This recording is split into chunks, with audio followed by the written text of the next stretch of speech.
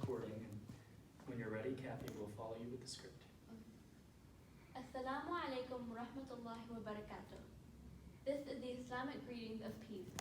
As we get closer to Christmas and Hanukkah, we will hear greetings of peace across the many beautiful faiths.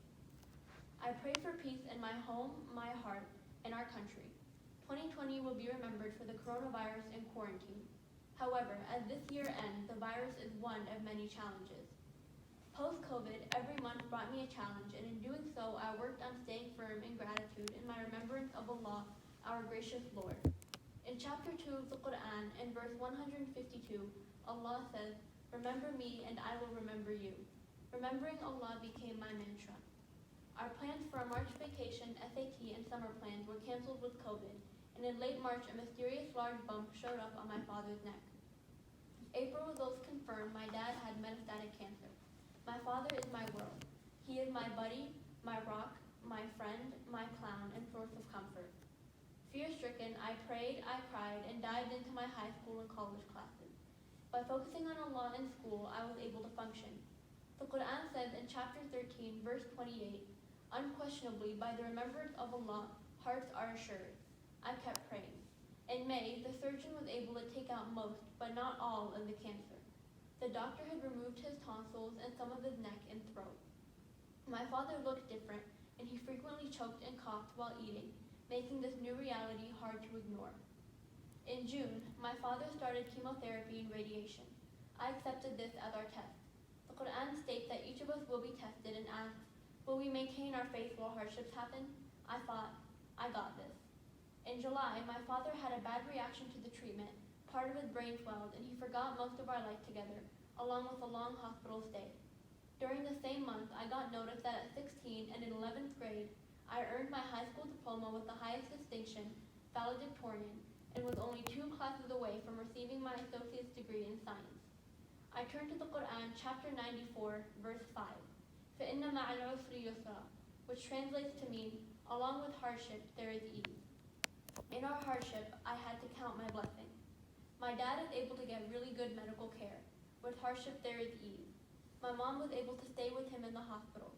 With hardship, there is ease. I was able to graduate early. With hardship, there is ease.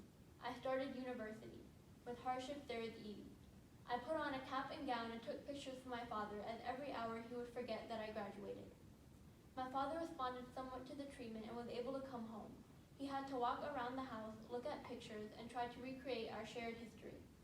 I was grateful he didn't forget me or my mom. With hardship, there is ease. I had a day of a lot of crying and remembered those before me that struggled harder than me. Islam honors Jesus and how he was hurt. Noah watching his son drown by refusing the ark. Joseph being dropped into the well. How Jonah was returned from the whale's stomach to finish Allah's command. And Job's test with patience when everything was taken away from him. Everything. I cried and thanked Allah that not everything was taken from me. August came, and as might be expected, a relapse sent my dad back to the hospital. Fear set in, I continued with praying in college and started university. In September, my father came home. His memory still had challenges but improved. We agreed a cat would help me through this. We rescued a cat from a shelter, and it turned out she was sick. It took weeks to nurse her back to health. October came, and our house had a water flood. But October challenges were not done. In trying to make the switch from a dual credit student to a regular college student and at a desired class, the system glitched and kicked me out of school. The reinstatement was so draining and long, and in the end I did not get into the class I wanted. Allah also says in the Quran, chapter 2, verse 216, "It could be that you dislike something that is good for you, and it could be that you like something when it's bad for you. Allah knows and you do not know." I had to believe that God's plan was better for me, but even though I really wanted to get into that class, I had to accept this for my father's illness and everything else. I worked to stay away from the why me question. For strength, I turned to the Quran, chapter 2, verse 286. Allah does not burden anyone beyond their capacity. If Allah is sending this to us, then I know we can take it. It's still hard, but faith gives all this ease.